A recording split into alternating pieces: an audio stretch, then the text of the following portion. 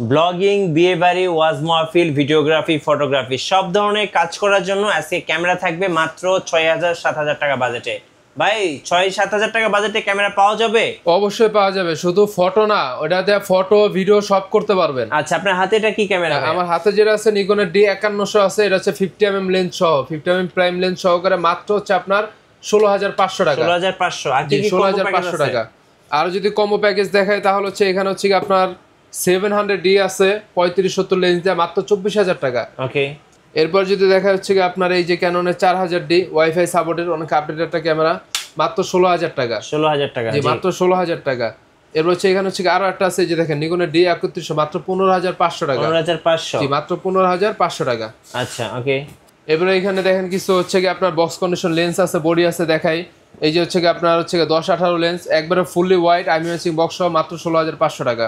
জি। ৫৫০০ STM আছে মাত্র ১৪,০০০ টাকা। ওকে।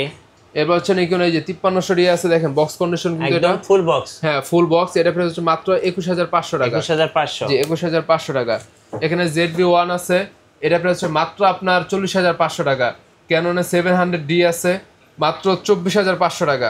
250D 4K ভিডিও মাত্র আপনার ৪২,৫০০ টাকা। আচ্ছা। এরপর ক্যাননের 760D মাত্র ৩০,০০০ টাকা। জি। এরপর নিচে হচ্ছে এই যে দেখেন ক্যাননের ১৩০০D আছে মাত্র ১৪,৫০০ টাকা। আচ্ছা, আপনাদের শোরুমের লোকেশনটা? শোরুমের লোকেশন হচ্ছে Dhaka new market, elephant road, eastern Mallika, level 6, shop number হচ্ছে 9, ক্যামেরা গ্যালাক্সি।